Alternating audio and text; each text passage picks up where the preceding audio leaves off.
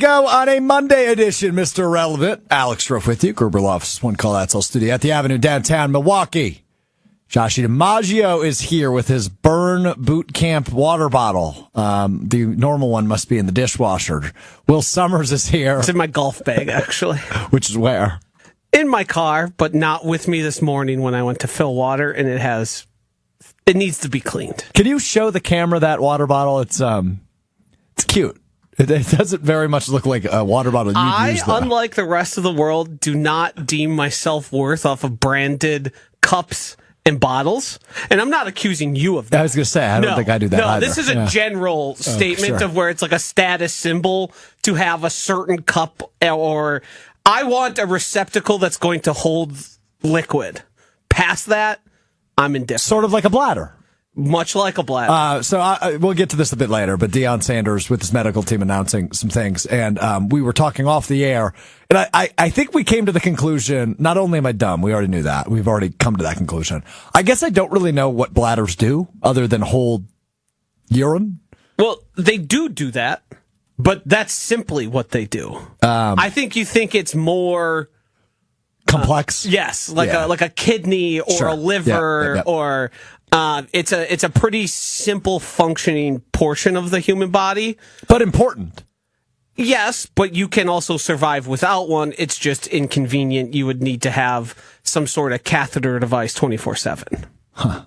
Which is, plenty of people do live that way. It's just, if you can replace, more convenient to do it that way. Sure.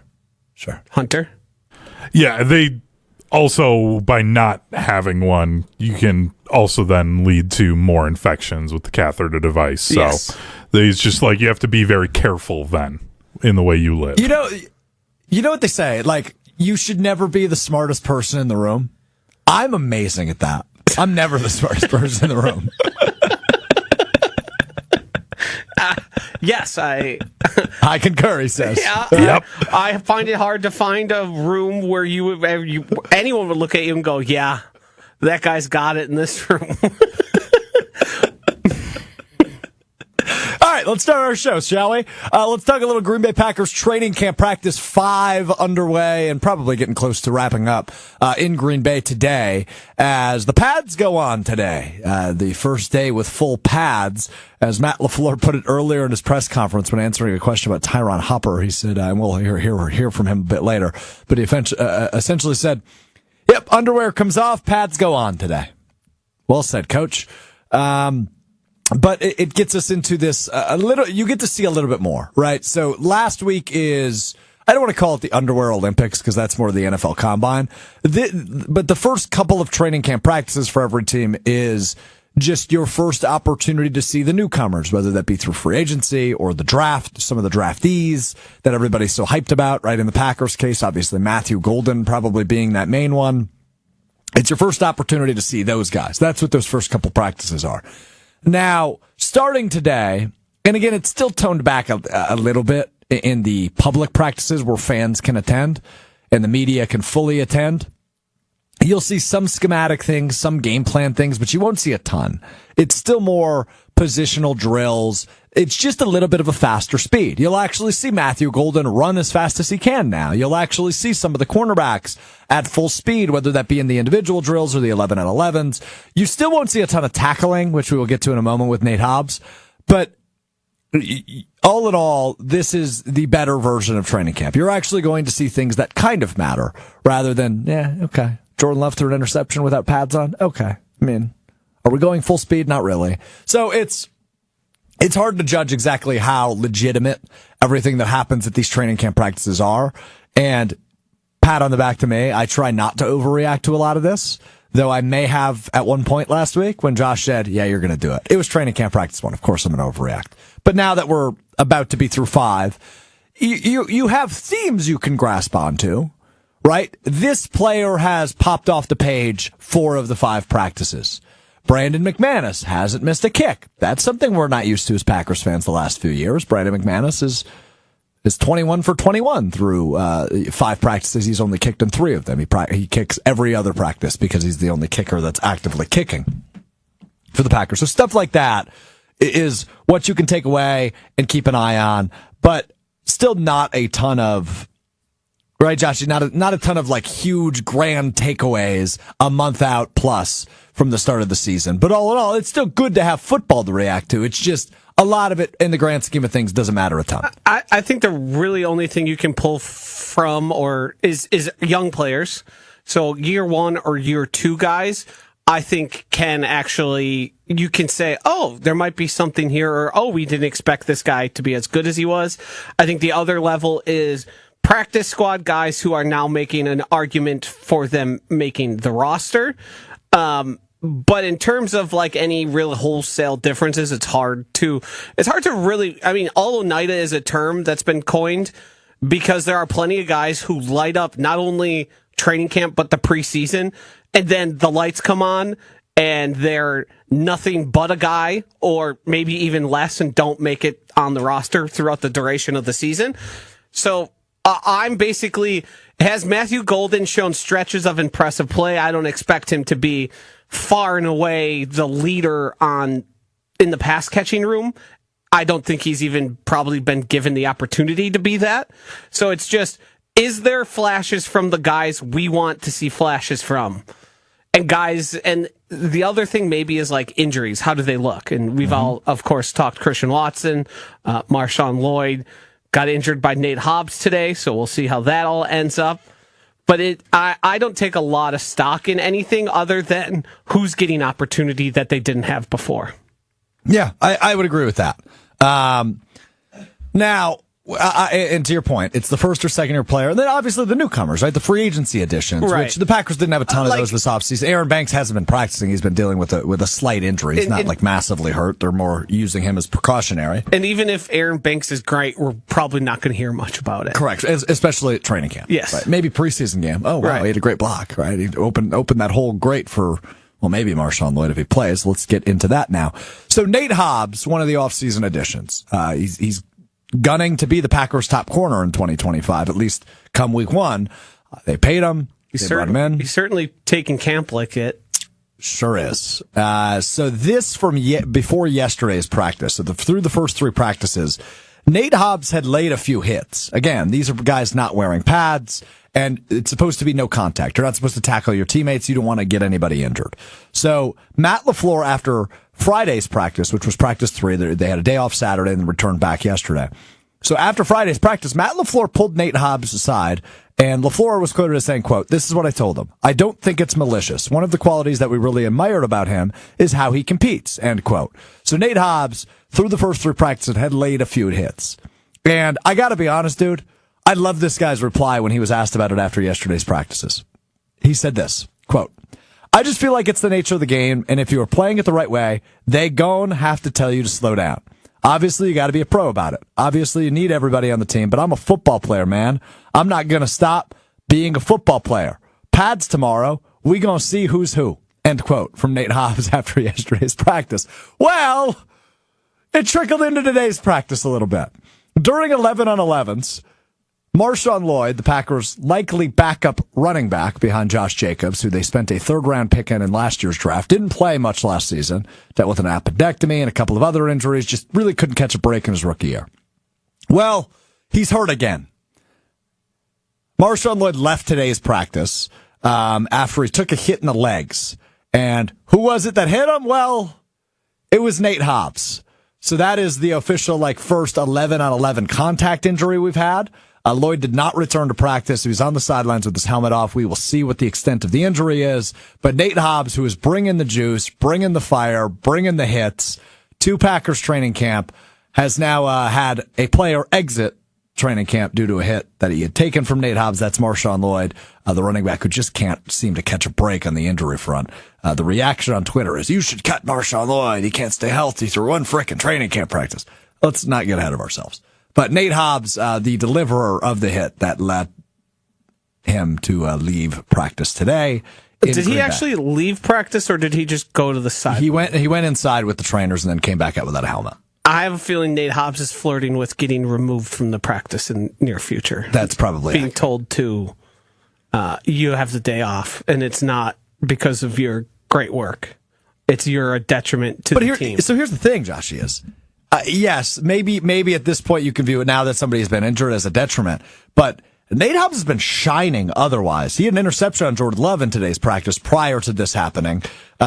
He's had some really nice plays defensively. It seems like Matt LaFleur has been he's been maybe number one on the gush list of guys like who have been impressing from practice. But I think you're right. Obviously, if it is leading to injuries, maybe he will be given the day off to rethink some of his actions. Almost like a kiddie timeout. Go sit in the corner for a little bit. Yeah, I know we're talking about football here, but this is practice. It's your own teammates, and your teammates do not take well to it, nor do your coaches. Correct. So if you've become such a consistent issue that we've had to have a talking to because of your aggressiveness and maybe your recklessness, I think it's fair to call it that, with your teammates, you're going to lose favor and trust on a football field and on a football team is as important as your ability.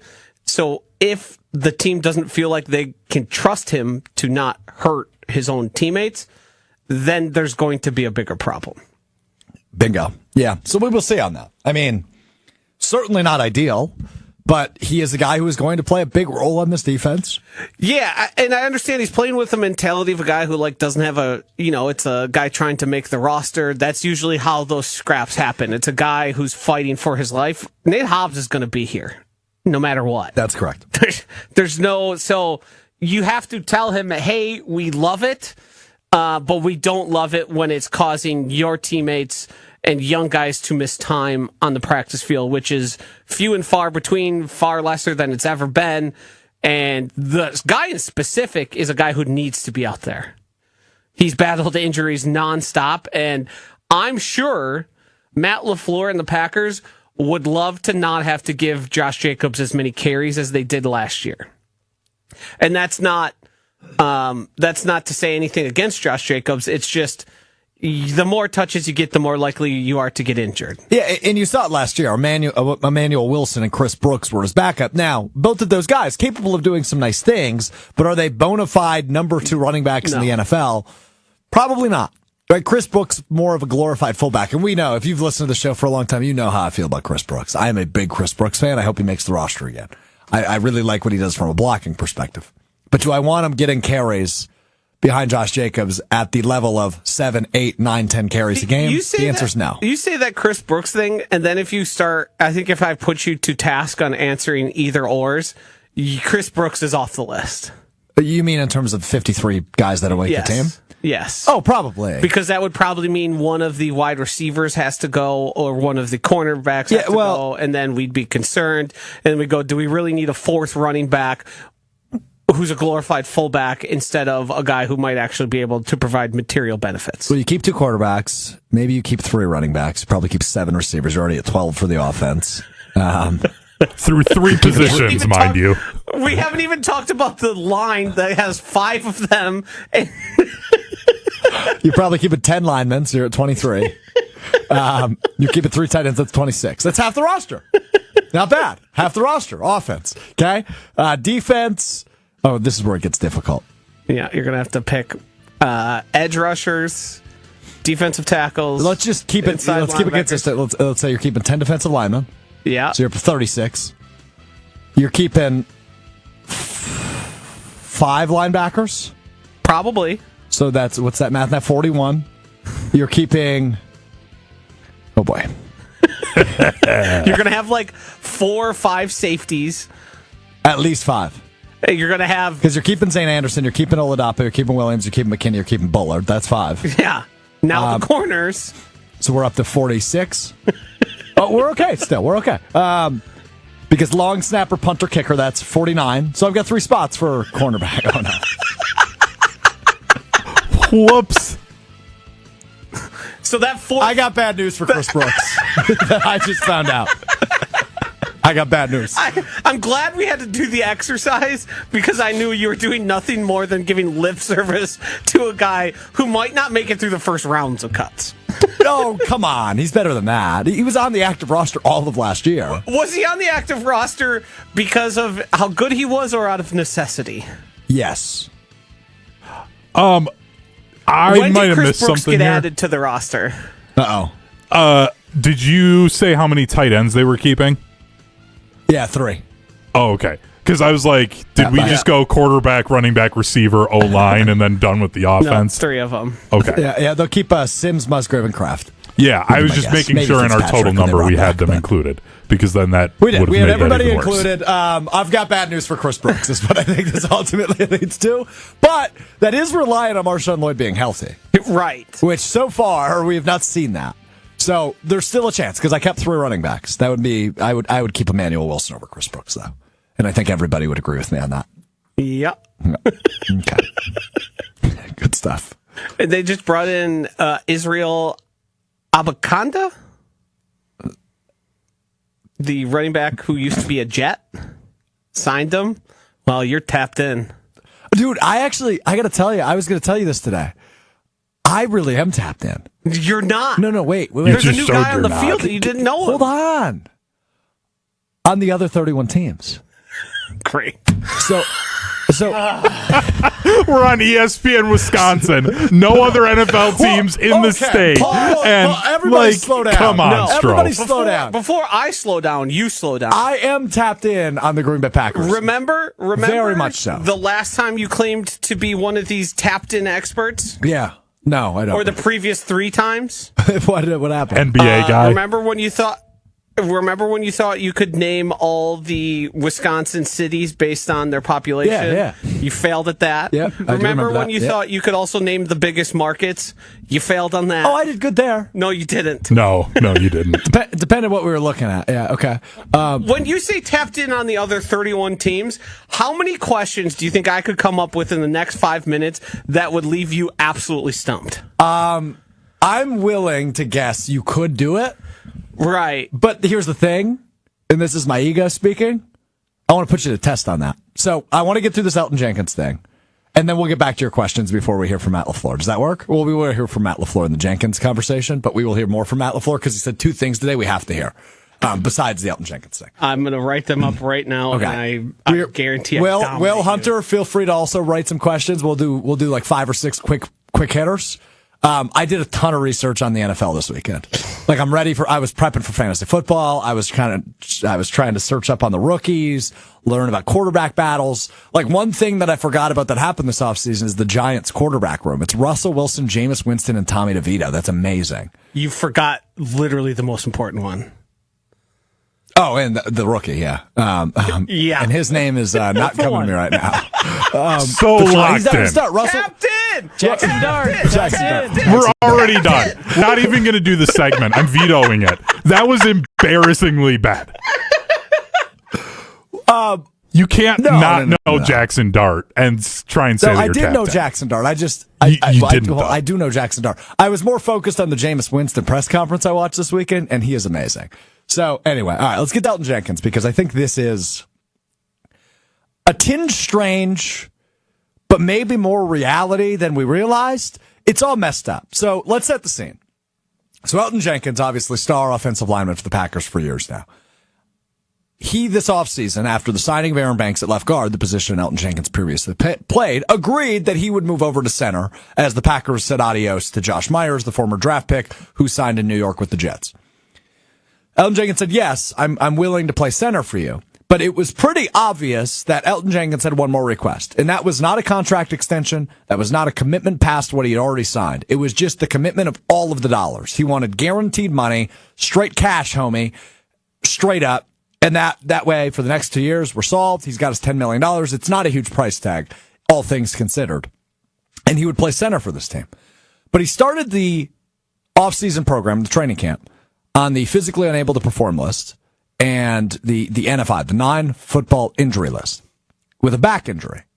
And when Brian Gutekunst was asked about it last Wednesday, the first day of training camp, he just said he's dealing with a back thing. He should be back soon.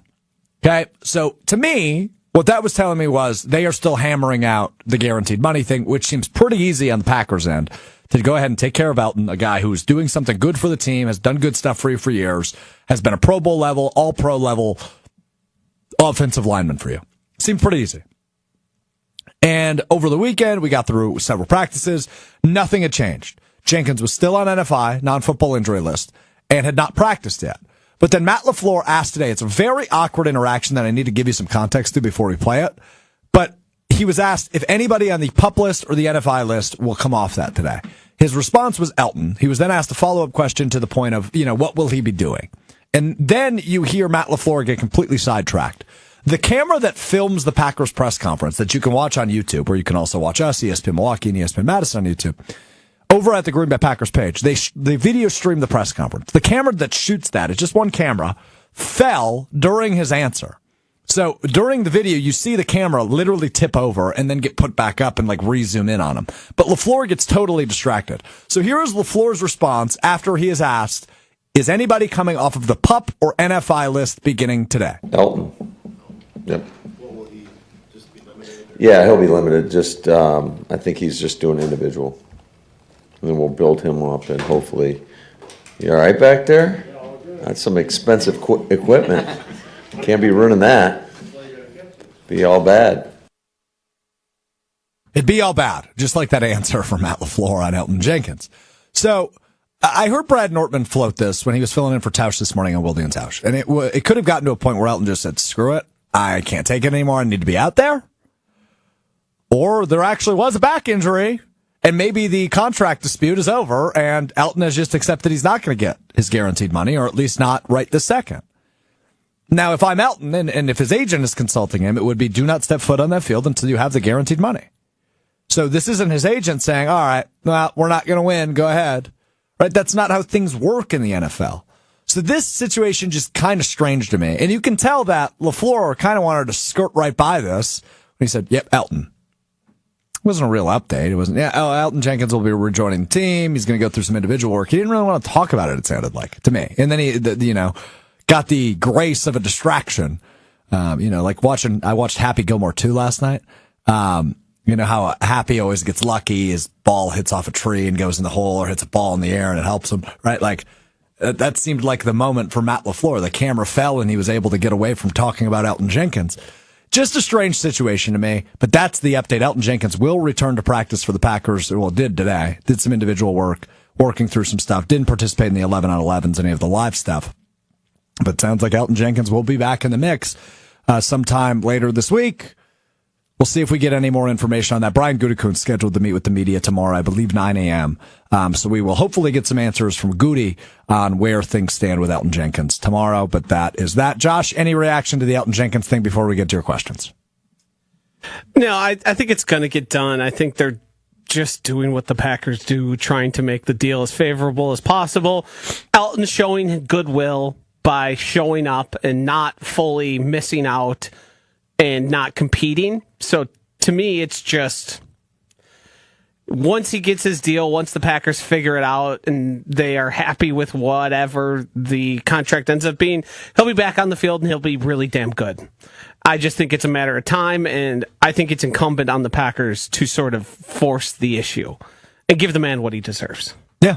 That's as simple to me, and I have a hard time seeing the Packers not ending up in agreement. Yeah, I agree. Because who the hell else is going to play there? Not Jacob Monk. Sure ain't. Right? And maybe he will in the future. I think you and I are in agreement. This is likely, maybe not likely, but it is maybe the last year on this team for Elgton Jenkins and Kenny Clark. I think both of those guys, they're aging out. They're losing productivity. I don't know about Elgton, but Kenny certainly is, and he was dealing with some injuries last year. Unless both of those guys have incredible seasons, I would not be shocked if they're both not on the Packers next year, just from a financial standpoint and the way that Goody operates. So, smart by Elgton to request the guaranteed money. It seems like it should be a gimme for the Packers and Elgton to just go, okay, yep, here you go. But here we are, and we will see what happens throughout the week. I'm sure this story is certainly not done here on Monday as Elgton Jenkins comes off the NFI list and returns to action. We will get back to Matt LaFleur and hear from some of the things he had to say today that got me all fired up for football season. But I made a claim. Josh challenged the claim. We will see if the claim is valid or invalid as we run through my questions. I said I should probably rephrase what I said. Oh, wow. Move the bar. I'm going to walk this one back a little bit. I'll just say I watched like 6 hours of NFL Network's Welcome Back weekend. So they hit like all the training camps this weekend, and I was hearing from players, I was hearing from coaches, I was hearing from the NFL Network analysts on a bunch of the teams in the NFL. And so like I'm just all fired up. I'm high on some teams now. Oh, jeez. Like last year, you may remember, Joshy, I was really high on the Cardinals going into the season. I was very wrong, but I was high on the Cardinals. I do have a new Cardinals team this year. Who should I now be avoiding and fading? I have two teams that I think could be playoff teams. The two teams are, I have an AFC and an NFC. The AFC team is the Las Vegas Raiders. Oh, jeez. I believe in Pete Carroll. I believe in Geno Smith. I think Ashton Genty's going to be a dog, although I'm going to avoid him in my fantasy drafts. He's going to go so high. That's a 6-win team. We'll see. The other team that could very well be a 6-win team is the Carolina Panthers, but the division's wide open. I actually like them more. I don't think this is their year. I think they're going to get closer. Yeah, agreed. I just think almost like the Bears have done and the Vikings have done with young quarterbacks, surround them with so many pieces. Yes. And they have such a great blend of like veteran, but youth and upside and speed and strength in their wide receiver room that it just really, really intrigues me from an offensive Wide standpoint. receiver 3 in Carolina is? Xavier Legette, probably. Because Yes. Ted McMillan would be above him. Adam Thielen would be above him. You would think possibly. Was that one of your questions? No, that was top of the head. Okay. I do have questions, though. Yeah, let's go. Who is the lead running back in camp this offseason for the Jacksonville Jaguars? That's a really good question because I don't think it's Travis Etienne anymore. Did they draft one, though? They did draft one. I'm going to go Travis Etienne still. It's Tank Bigsby. I was going to say that.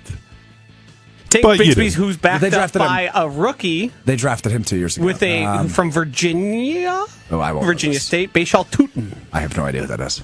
Brashard Smith is a player who plays what position? Let's say the name again. Brashard Smith. Okay. Can you tell me team? No, that's the other part of the question. It's a two-parter. Okay, I don't know what This these player is running with the ones, Brashard Smith. are. Okay, he's a tight end. No. He's a running back. Okay. And he plays for the. I have to tell you. Yeah. This is good. He plays for the. Who needs a running back? Who's the running back in? Okay, I've got like 3 AFC West teams in mind. Just take one guess.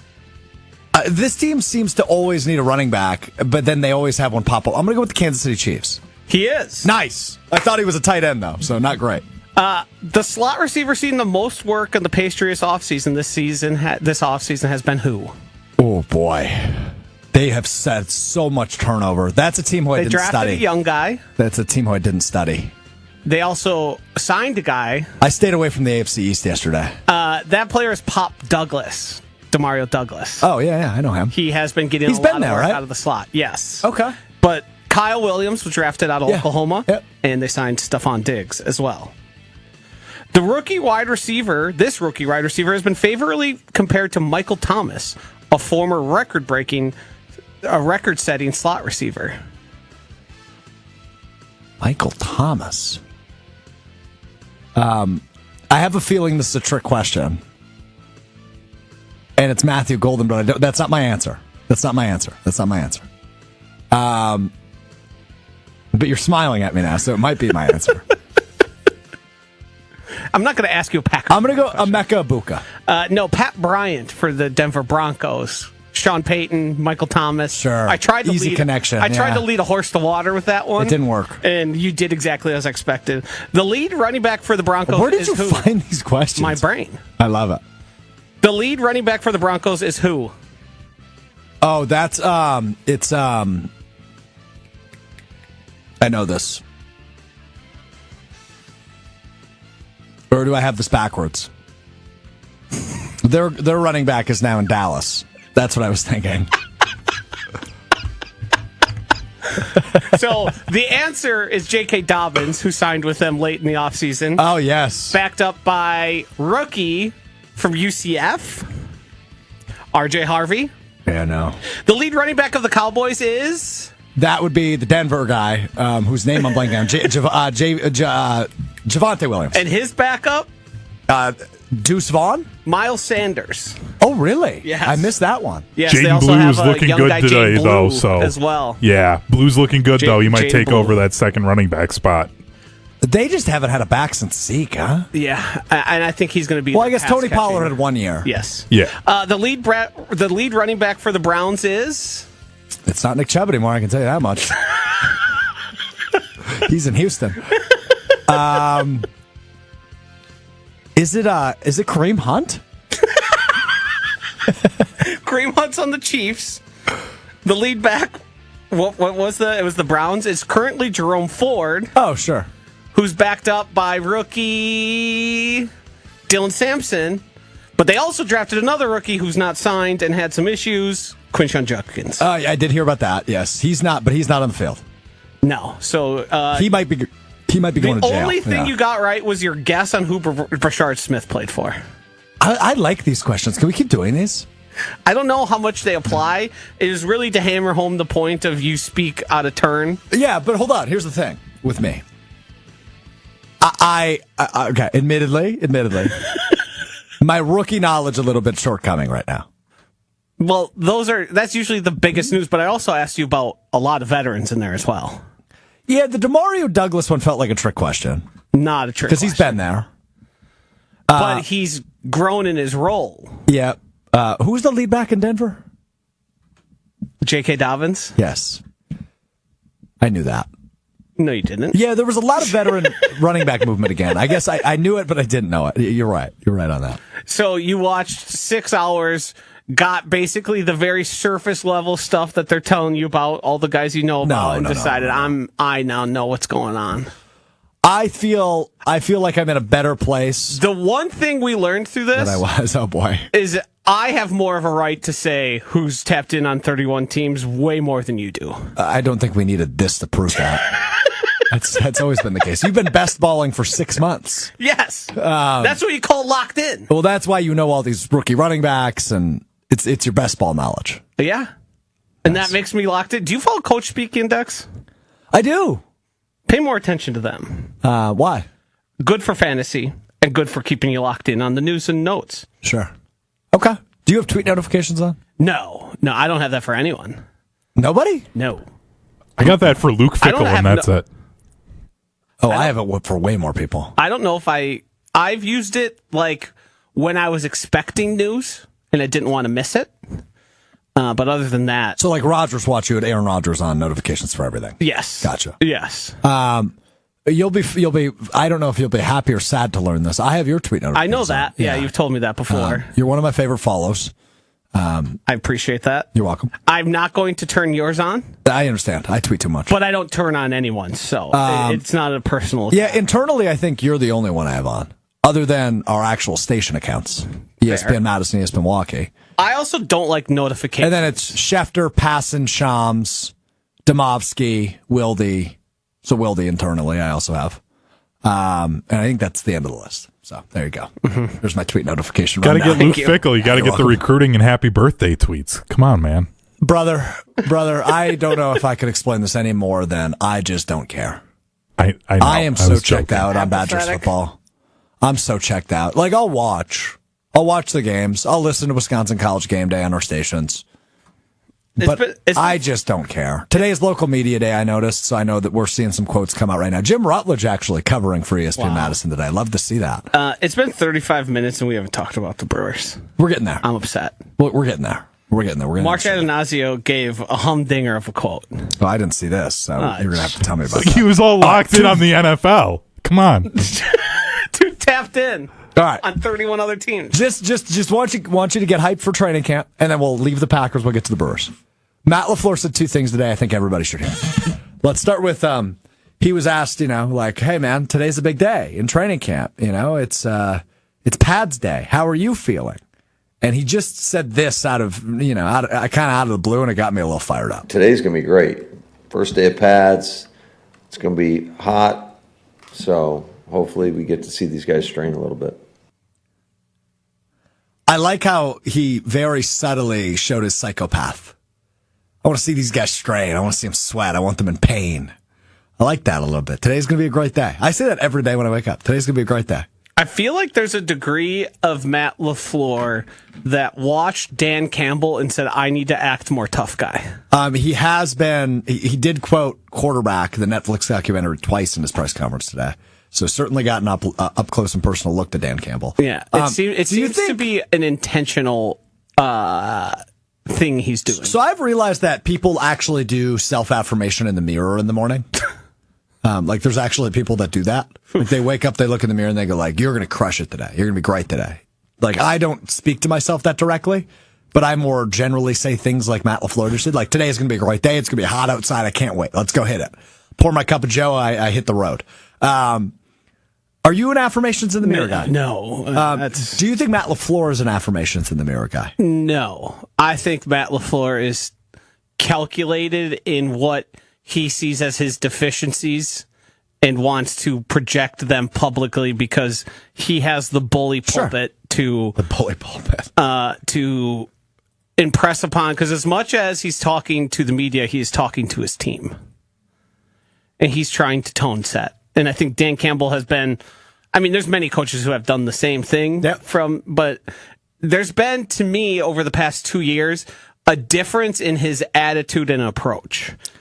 Trying to come off as more of a tough guy. Well, let's see. Which is hard to do with manicured eyebrows and hair. And he is handsome as hell. Yes. He is very handsome. Yes, and you can tell he takes great pride in his handsomeness. I mean, I would too if I looked like that. Yes, but it's not typically what you think of when you think football coach. Like, don't get me wrong. Dan Campbell, Bill Belichick. Sure. I was just going to say, I think I'm handsome, but I probably shouldn't compare myself to those guys. I wouldn't. Okay, probably a good idea to stay away from that. Okay, here's the other thing he said. I referenced this one earlier. He's talking about Tyron Hopper and then just kind of pivots again to talk about his excitement for the day. Yeah, he's done a nice job. I think he's definitely taken a step in the right direction. Now we're out of underwear and we're into full pads, so you got to do it now. Got to do it now. Out of underwear into full pads. Love it. It's football season in Green Bay. Hall of Fame games this week, isn't it? Thursday. Who plays this year? Don't know. Dude, you're supposed to be locked in on the NFL. Come on. The preseason isn't the NFL. That's not true. That's glorified practice. I will bet on this game. You're a degenerate. Here's a lesson. Never bet on anything in the preseason except Harbaugh's. Very true. Harbaugh's they always take it very seriously, and they try and cover the spread, and they do it very good intentionally. news then. Guess who's playing? Who's playing in the Hall of Fame game? I would bet it's a Harbaugh. Yeah, it would be Jim Harbaugh and the Los Angeles Chargers heading to Canton, Ohio, but they play Detroit. The Lions. It's gone to the extent of them like calling shot plays late in games to try and score touchdowns. So here's maybe a horror story on sports gambling. This was the 2021 NFL season. I just moved to Madison. I went 17-1 in the preseason. I did unbelievable in the preseason. And then it was just all downhill from there. Awful NFL regular season, and let's just put it this way, I did not make money. You made the classic mistake of thinking you had figured it out versus you just ended up getting very lucky. No, of course, and that's all it is. But I do enjoy betting the preseason because then it gives me more of a reason to watch players that won't make the roster. If available, player props, and if you are tapped in, player props are a great way to make money because the books, player props are projections and largely a guessing game, especially in preseason. Mm-hmm. And if they are available to you and you know your stuff and know who's going to be getting more touches, then you can make a lot of money that way. Noted. Thursday, Chargers-Lions, Hall of Fame game in Canton, Ohio. Detroit, 1-point favorite, according to ESPN. Bet 32.5 is the over-under. Mm-hmm. Hammer the over. It's a low line. Well, All right. They've been practicing for a couple weeks by the time. We got about 20 minutes left, which I think is sufficient time to get to the two things I want to get to. Most importantly, what's happening in Milwaukee this week. Beginning tonight at 6:40 p.m. at American Family Field, you have the first place Brewers taking on the first place Cubs. Those teams have the same exact record. They are tied for the best record in the National League. They are tied for first place in the NL Central. It's a 3-game series, which means come Wednesday, when that third game is over and done with, somebody will be the definitive leader in the NL Central. Heading into Thursday, which is the MLB trade deadline. So a lot of things happened this week. By the way, Hall of Fame game and the trade deadline on the same day. Sneaky great sports day. Both teams 62 and 43. Jacob Mizorowski will go tonight for the Brewers. Again, as a 6:40 pitch. Brewers did not have the greatest weekend. They lost 2 of 3 to the Marlins, both Friday and Saturday, and then needed a walk-off from Blake Perkins yesterday to win the final game of that 3-game series at AmFam Field. Now, the loss Friday was overshadowed by the awesome home run derby with all of the former players and you know, a bunch of nostalgia, and it was really cool, right? Nate Bargatze and J.J. Water there to throw out the first pitch. Prince Fielder and Ryan Braun and Carlos Gomez and Nigel Morgan are all swinging the bat after the game. Really neat. It was really neat. Saturday, I think everybody's doing other things, right? Shinedown's at the Fiserv Forum. Joshy, know you were there. No, I was at the Much Better concert. Tyler Childers at Alpine. I was at a wedding, so like I just totally missed they lost. And then I was catching up yesterday. It was a tough game. I was there Saturday. Which is great. Were you? Okay. Good for you. But all in all, it goes, oh crap, they've lost 2 in a row to the Marlins. What are they doing? They have a huge series coming up. They need to get back in it. Luckily, they get some help from the White Sox. What are they doing? Losing on purpose, I'm sure. Yeah, right, exactly. Walking off yesterday, thanks to Blake Perkins, they win 3-2 in the series finale against the Marlins. And now it's go time, right? It's Brewers Cubs tonight, tomorrow, and Wednesday. And I think we all agree where the Brewers stand right now. They are a good, if not really good baseball team, capable of hanging with anybody. But they still lack a bat, a big bat, a home run bat. And hopefully come Thursday, we change our tune a little bit on that. But all in all, as it stands right now, I still view the Cubs as the better team than the Brewers. The Brewers have the better arms. I think they have the better starting rotation. I think they probably have about an equal bullpen, but I would just, tip my hat to the Brewers, given how many arms that have been consistently good for them out of the pen. But when it comes to the bats, the Cubs are far and away better. They have multiple guys that are mashers. They have an MVP guy in Pete Crow Armstrong. Suzuki's been unbelievable for them. Seiya Suzuki, who often DHs for them. He's been great for them, and the list goes on. They have really good bats in Chicago. Milwaukee, small ball, right? Get me an infield single, steal a base. Let's find a way to get this run in. And it works for them. And it has worked for them against really good teams like the Dodgers. And hopefully it works for them again against a really good team like the Cubs. But I still think they're lacking there. But all in all, can they win the series without that? The answer is yes. Because they have that many good arms and that many good arms available to go for them the next 3 days. So that's where I'm at. Yeah, the only way this Cubs series makes a huge difference is if it ends in a sweep, because I think a typical 2-1 series win is only going to put them 1 game apart in terms of the tiebreaker for the division. The big one is the 5-game coming up for them, which will likely finally determine it. But any series against the Cubs is going to be a big series. And I'm glad you mentioned the missing of a big bat, because over the weekend, I believe this was Friday, Ed Inazio was being talked to on the broadcast, the FanDuel broadcast for the game. And when asked about the trade deadline, he said, the team is telling us pretty loudly that we should be trying to make it even better. Everything is on the table. At this point, you are paying for 1/3 of a season. The money doesn't come into it. It is the prospects. And Matt and his group will decide what prospects they're willing to let go of for what players. We have to be judicious, but we also have a chance to do something good, to do some good things this year. So he's basically given the AAO go ahead, do whatever it takes, because I think we have a championship level team here in Milwaukee. I also think it's important to discuss that if the Brewers always are making moves around the deadline, sometimes it's not good for the team, sometimes it's great for the team. There's some that stick out as better than others, but this feels like one of the real times where they're not pushing to, well, we can get a playoff spot or we can solidify ourselves as a playoff team. They're trying to become one of the best teams in baseball and push for the best record in the MLB to win the NL Central, to be able to skip the wild card round, which has been a bugaboo. You get right to the DS, and that's a whole different world. And a bat like Suarez's is the type it would be. We talked about on here where they would go if you just added his home runs to their season. I mean, the Brewers are winning games and scoring runs without that. And that's great, but that's not going to happen every single series. And I'm not worried about, there seems to be a small contingent of people who are like, don't mess up what they got going.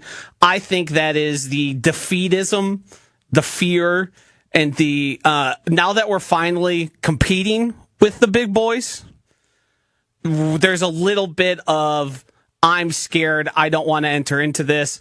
I'm going to have to get my hopes up. I'm going to have to believe, and I'm going to have to expect a World Series. Mm-hmm. I think Brewers fans have gotten awfully comfortable being the plucky underdog.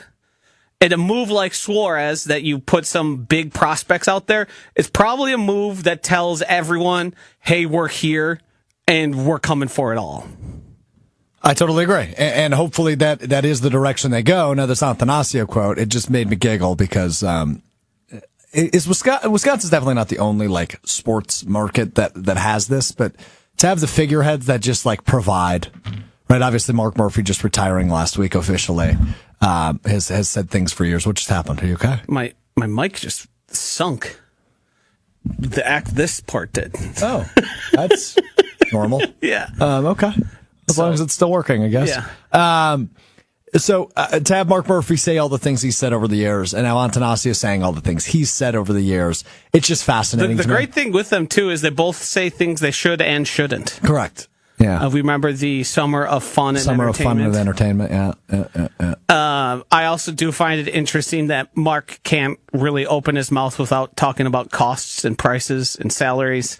He did allegedly steal sand at one point, so clearly he's worried about it, yeah. Yeah. So that to me is interesting, and I think the way the MLB is currently constructed, you used to have to get these guys, you used to have to give up your best prospect. That doesn't happen anymore. No. I don't think either of the Brewers' top two prospects are touchable to them, nor would they have to move them to get a Suarez. Agreed. I think if you're talking like last year in a Juan Soto, then that's more of a conversation because that's a Hall of Fame level player. A guy like Suarez is a good player, good bat, having a great season, but not to the level of we're selling our farm to get this guy. The Hall of do you follow the MLB Hall of Pretty Good? Yes. Terrific. I don't follow it. I see them. Ricky Weeks, the one of the Brewers inductees, one of the first inductees. I feel like the Brewers have quite a few Hall of really good players. Yeah. Just not Hall of Famers. Yeah. Yes. I would agree with that. So, we will see on the trade deadline, which happens Thursday after this Cubs series comes to an end. And, like Joshy said, the only way there's a big swing in the series is if there's a sweep. And one way or another, right? Obviously, the Cubs could win all three. The Brewers could win all three. If the Brewers are 3 games ahead in the NL Central entering Thursday, after a sweep at home of the Cubs, and they do not make a move that signals, hey, we're buying at the deadline, grab your pitchforks, because I think Brewers fans would be upset. Now, again, to your point, I think a lot of Brewers fans are good being the underdog and good, yada, yada. We can chip our way. We can get there. We've seen what the Rangers have done. We've seen what the Diamondbacks have done. I just think you need more to get through the NL. The Cubs are that good. The Dodgers are that good, regardless of how you've played them this year. There's no such thing as being too good. Good point. You're not going to go out there and be like, the team was just too good there. We couldn't get it done. Adding bats, adding talent is only going to improve your chances of winning a World Series. Hell, look at the Los Angeles Dodgers. They could have stopped at Mookie Betts and Freddie Freeman. They'd have been A-okay. That's a good baseball team. But they keep adding, and they're not going to stop. They're going to make additions where it makes sense. The Cubs are trying to be aggressive as well. There's going to be a sweepstakes, and if you want Suarez, you're probably going to have to overpay a little bit. Mm-hmm. But I'm okay at the end of the day if I know the franchise that I root for believes in their team a degree that they said, this is a little more than we're comfortable with, but we have the opportunity to do something really special that hasn't happened here in Milwaukee since 1982. Ohtani, Yamamoto, Teoscar Hernandez, right? Like in the last 2 years, they have gone out and done it, the Dodgers have. Yes. Not quite to the level the Brewers ever have, but come Thursday, you better hope the phones are ringing in Matt Arnold's office and he is making something happen, regardless of the result of the series, because you're still well into the mix. Nothing can happen before Thursday that would turn you from a buyer to a seller or a seller to a buyer right now for the Brewers. Yep. There certainly will be a surprise team that sells away a guy, and you're like, what the hell are they doing? A la the Josh Hader trade. Correct. I've also seen that mentioned that because of what we saw happen with Hader, that the Brewers shouldn't add, which is an interesting mind trick to play because it's the reverse psyche, essentially. Right, yeah. Adding Suarez tells everybody in that clubhouse, hey, we're for real. Sure, Caleb Durbin would have to be like, oh, damn, I'm not going to see as many at-bats, but they're still going to use him. Yeah. And they still plan to use him in the future. He's that good defensively. And I think any professional can look at that, say, yeah, I don't have the capability of hitting 50 home runs. I understand that. I could be a guy maybe in my future that hits 25. That is quite a way to look at it. The reverse psyche. Take somebody away who's one of the heartbeats of your team. What it is it's scratching and clawing. Right. It's scratching and clawing for a reason to find an excuse. Yeah, look, no offense to Anthony Siegler or Andrew Monasterio. Right. But if you go back to AAA, I don't think anybody's crying. No. When they are trying to win a World Series. Caleb Durbin's defense, his speed, all those things, pitch hitting, pitch running, and then spot starting in some positions, there's going to be a place for him to play. He's going to be on the playoff roster, and he's going to be a contributor. And who knows, he might be the guy that has the big hit in the NLCS. These are all things that happen, and pitch hitting, pitch running. Like, I remember Dave Roberts' stolen base, because it's like the biggest stolen base ever. Dave Roberts is not a name. Doug Minkiewicz. Those aren't people you think of, but those are people that make differences in playoff series. Well said. Hunter? Some good news for Brewers fans. Seen some rumors. I think even ESPN posted an article that the Yankees are more interested in adding pitching, and the Yankees were a team that has been linked to possibly going after Suarez. So that potentially takes a team that would overpay compared to what the Brewers would give up to get Suarez. So I'm trying to be as positive as I can. I think they figure out a way to get him. Yeah, they added Ryan McMahon from the Rockies, I believe, which sort of takes them out of the running there because now they're would be running out of places to play all the people they wish to. So you're still competing with teams, and the Reds have been added as a potential suitor who Suarez used to play for. Obviously, the Cubs are the other one that you're staring down the barrel from and trying to. Not only are you trying to get better, you're trying to prevent them from getting better as well. Yeah, right. Exactly. In whatever way you can. Obviously, you're not going to be able to outbid them on every type of deal they're looking for, but that's one you don't want to get beat on. I'm just looking forward to Wednesday's episode when I'm either completely irrational or rational in a good way or a bad way. You are very distracted. What's wrong?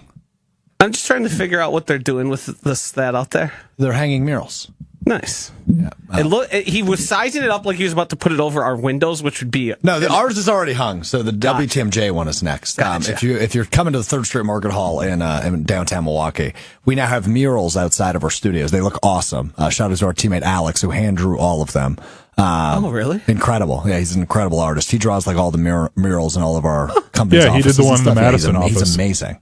Yeah, he's amazing. He's like an unbelievable artist. So if you stop by the 3rd Street Market Hall, you can check out 1017 The Truth, ESPN Milwaukee's, and 620 WTMJ's new murals outside the cafe right by Dog City here in the 3rd Street Market Hall. Fuss Spot. And the Fuss Spot. Yeah, Fuss Spot's delicious, by the way. I like that place. All right, here we go. Time now for What We Missed, What We Learned on Mr. Relevant, which is presented by our friends at Door County Distillery, locally produced, handcrafted, award-winning spirits made locally in beautiful Door County. If you're heading up to Door County this summer, make sure you stop in. I get a text maybe once a weekend, Joshy. Last weekend it was your mom. This weekend I got one from an old friend. Hey, I heard you talk about Door County Distillery. I stopped in. So awesome. Yeah, it is, because they've got exclusive product there. You can do tours, you can do tastings, you can check out Door Peninsula Winery, which is connected under the same umbrella, both in the same building. It's an awesome spot. So if you're heading up to Door County, make sure you stop there in Carlsville, just north of Sturgeon Bay. And you can bring Door County to you if you're not heading to Door County, like I do all the time. Their bourbon is my personal favorite, but they've also got a great rye whiskey. They've got the multiple-time award-winning single malt whiskey. They've got rums, they've got gins, they've got vodkas, they've got brandies, vodka and brandy, both with a cherry collaboration. Door County cherries infused into them. Cherry brandy, cherry vodka. Very, very good for your cherry fanatics. Door County Distillery is the best. Check out their website, doorcountydistillery.com. Look for the product you're looking for. Type in your zip code, find the retailer nearest you, or check out their huge list of unique cocktail recipes. They're always adding more to that, and boy, do they know how to make drinks up there. Our friend Beth is amazing. So make sure you check it out, doorcountydistillery.com. Calm. Okay. I love training camp, and I love when the NFL season gets going because you learn stuff about players that you probably should have known years ago. This will be the last time I call him this. Bijan Robinson, the star running back of the Atlanta Falcons, joined NFL Network this weekend to bring some attention to a pressing matter regarding Bijan Robinson. Take a listen. Properly give us the pronunciation of your name. All right. How you pronounce my name is Bijan for everybody that's out there. I know a lot of people say Bijan, but it's Bijan. It's Bijan, yeah. It's Bijan Robinson. We've been calling him by the wrong name his entire career. His name is Bijan Robinson. This happens every year. Every year. Without fail. And somebody has a new name. Some people are successful in getting the correction. Some, it seems to just fall by the wayside. I have a great example for you. Tyrod Taylor is not Tyrod Taylor. It's Tyrod Taylor, but people still call him Tyrod Taylor. Yes, this happens all the time. Some people catch on, some don't. It is amazing that to my understanding, the pronunciation is something that you sit down with like the PR and marketing team. Yes, in college. So then it can be... And then in the NFL. Yes, so it can be properly put into the media booklets that get handed out. So how did we get through... I mean, and it's not like Bijan Robinson is a no-name. Right. This guy has been amazing at every level he's played. When he played at Texas, he was like in Heisman conversations and obviously all the different award conversations. He won the Doak Walker Award as the nation's best running back in 2022. So he went to Texas. He was a superstar. He was like a top 10 pick, top 5 pick in the NFL draft a couple of years ago. He might have been like 4th overall or something crazy. He was drafted 8th pick, top 10 pick, 8th overall in 23 to Atlanta. So and this is his 3rd year in the NFL. And we're just learning it's Bijan Robinson, not Bijan Robinson. Much like Dijon.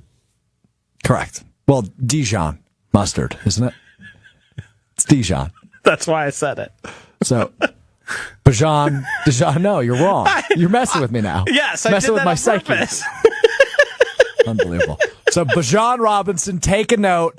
I'm always flabbergasted by these situations because I wonder, A, how did we get this far without anybody ever being corrected?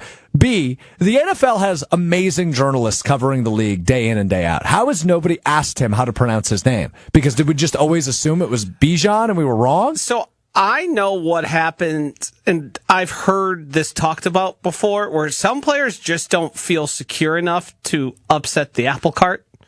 And I think probably as you mature and you grow, you say, all right, I'm established in the NFL. I can finally dictate how these people say my name. I think for certain guys, it's a degree of, I'm just happy to be here. I'm grateful. And a few people pronouncing my name wrong isn't going, because everyone knows who I am still. Correct. There's no confusion. Yeah. So it's just a degree of, hey, it's probably time. And I'm sure your mom, your grandma, people around you are like, hey, I think it's time we tell them the right way to pronounce your name. So what's the prediction from the panel? Will we call him Bijan Robinson or Bijan Robinson for the remainder of his career? It's going to be Bijan. It's not going to get corrected? I don't think so. Okay, I will refer to him strictly as Bijan. He's been too highly talked about in the fantasy world for people to change that up. It sucks that people can't do that, but that's just the reality of it. Yeah, and it's a degree of when you're thinking recall and you're just saying something, what pops into your head is not necessarily your fault. Like, I've heard it pronounced so many times that way, it's going to take so many more times for it to be then correct. Then let me talk straight to Bijan for a moment. Bijan, I promise you, I will do whatever it takes for the remainder of your career to correct anybody that calls you Bijan going forward. Your name... You're so good, your name deserves to be spoken correctly. Or he's just a human being and he deserves to be spoken correctly. We don't have to tie it to his athletic ability. I don't know if it's a merit-based conversation. Well, yeah. I'm going to make it one also. I think if anything, this guy has earned the right for his name to be pronounced correctly. If anything. At the bare bones of thing, yes, I agree. He's a human being, so his name should just be said correctly. Here, let me put you in a tough spot. Yeah, go ahead. Who doesn't deserve to have their name pronounced correctly? You, Josh DiMaggio, is how people should refer to you, and often do, if I'm mistaken. I don't know how we mispronounce probably Winker, but also Jesse me. Winker should be. Dude's a Wanker. My name surprisingly is mispronounced a lot. So is mine, but that's not surprising. Yeah, it's just Joe DiMaggio. Mine's pronounced the exact same way as his. So usually when there's like such an established precedent, I figured it would be easier. So wait, yours is said. It is DiMaggio. Yes. Okay. It is said like one of the most famous baseball players to ever live. Have you dug into your lineage at all and figured out if has it always been that way? The name? Has it always been pronounced DiMaggio, or was that Yes. Joe's fault? No. Who I do not believe is a relative. of It yours. has always. He is not a relative. It has always been pronounced that way, and it has carried on from ancestry from Sicily. So you're Italian, Well, Sicilian. which is in Italy. Yes, it's very different though. Sicily to Italy. I've never been to Italy. I believe there are groups of. They don't get along necessarily the best. Really? The main, Okay. yes, I'd really like to go to Italy. because it is an island. Right. I knew So that. Yeah. I think there is still carried on long history of we weren't them, but we became them, Sure. and now we don't all Okay. have the same ideals and lifestyles. Okay. Interesting. Well, I would like to go to Italy at some point. I'd just like to put that out there. You know me. I like You manifesting. are one of the millions of people across the earth who would like to visit one of the richest historic places on earth. Do you think now that Bajan has a Dijon mustard deal, he would like to get a Parmesan deal? That's from Dugio in the YouTube chat. I don't get So his name is Bajan. It kind of rhymes with Parmesan. But he currently has a deal with Dijon because his name was... So wait, Bijan. he has a Dijon? I don't know if that's true or not. Okay, I was going to say. I wouldn't be shocked. probably I make wouldn't sense. either, but also feels like something he should have had to bring up to. Yeah, I wonder if our friends at Coops Mustard has an answer for that. Coops Mustard will be our partner this year on Strouf Strolls, which is our preview social media series before Packers games. For real? That's for real, yeah, that's real. I love that mustard. I do too. I've got like 6 bottles of it in my fridge. Hunter, we've talked about how big of a mustard fan I am. Yep. Before. We're appreciative of all partnerships here, but when it's one that you're already using and It's it the comes best. around, Yeah, you're it's like, the best. wow, this is. Yeah. And we're happy to add things. There's plenty of things that we didn't know about that we discover. Right. But when it's like, I've got probably 3 bottles in my fridge at home. Coops Mustard is the best. Yeah. So anyway, they will be our partner on Strouf Strolls this year. And I actually have I think it's honey Dijon or just normal Dijon in my fridge right now. And I'm curious if they have a deal with Bajan Robinson. Power rank your top 5 mustards. I don't need brand. I need like style, like Okay. a horseradish, Yeah, I a can do stone that. ground, a spicy. I need to think about it for a moment. Okay, so like I have to go 1 to 5 just because like that's Yeah, the way that's my fine. brain's going to work here. So number 1 is always jalapeno mustard. I think it's versatile. You can Wow. use it on burgers. You can use it on brats. You can use it on sandwiches. I love jalapeno mustard. That's my number 1. Number 2, this is a Coops mustard. It's Arizona Heat. Amazing good. sandwich mustard. Yes. It's really, really, really Available at the ballpark, right? Correct. Yes. Number 3, spicy brown, self-explanatory. Number 4, honey mustard. Love me some honey mustard. Versatile. But amazing, specifically with fried chicken. Yeah. Chicken tendies, chicken nuggies. Dip it in honey mustard. Then I'd probably go Dijon 4th. I'm 5th, a excuse me. horseradish mustard guy. I also like I a love horse- a singe to the nose with my stirred. Damn, that was a fun conversation. Singe to my nose with some stirred. Freaking A, man. I almost swore I got myself fired up. Wow. Good catch there. Good catch there. All right, that does it for us. He's Josh DiMaggio. Will Sommers left us at some point. Hunter's off the rest of the week. He is going on vacation. Hunter, have a great vacation. Thank you. Going to North Carolina, it's going to be ridiculously hot. I'm going to sweat so much. You go into like the beaches? Wilmington. What are we doing? Yeah, so I'm going to be lobbying for a lot of beach time then. I don't care if it's crowded. Got to get in the ocean some and sun, cool baby. off. Yeah. I'm going to be so sunburned. So Will fill in for Hunter Wednesday and Friday. sunscreen. Hunter will rejoin us on Monday after his well-deserved vacation as we continue to gear up here for football season, our full-blown football season, which obviously brings a lot of work for everybody. So well-deserved vacation for Hunter coming up. It'll be Joshy, Will, and myself with you Wednesday and Friday. Good job today, Josh. Sorry, I'm out Wednesday. Where are you Wednesday? I have an off day. On a Wednesday? Yeah, it's Jesse boring. Nelson special. That is the Jesse Nelson special. And sadly it's Jesse Nelson related, but there's things going on where I have to be home because the other person in my house is unavailable to be home. Wait, what do you mean, sadly enough, it's Jesse Nelson related? Dog related. Oh, wow. This is a full-blown Jesse Nelson special. We don't have anybody to care for the dog. How often does your dog need to go out? He goes out 3 times a day. He can't make it 8 hours? I'm here for more than 8 hours. Oh, I guess that's true. Josh is a grinder. Gotcha. Yeah, he is. Yeah, I'm here for well over. I know some people do it.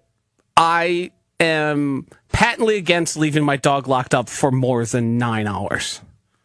More than 7 is probably more than I would. I tend to agree, but work days, stuff gets in the way. It does. Like, I can't always be perfect on that, but I hear you. Okay. What a way to end the show. Good luck on Wednesday. So me and Will are with you Wednesday. Josh rejoins us Friday. Full crew back together a week from today. Yes. Wait, Jeez. yes. I'll be back Friday, though. Right. Yeah. And then Hunter back Monday. That's what I said, yeah. Yeah. Okay. Glad we got there. All right. I'm going to continue to do my NFL research. Hopefully more questions Friday. We'll talk to you on Wednesday beginning at 12:30, ESPN Milwaukee, ESPN Madison on YouTube, and, of course, the ESPN Wisconsin app, Apple Podcasts, Spotify, wherever you get your podcasts. We will talk to you Wednesday. Peace.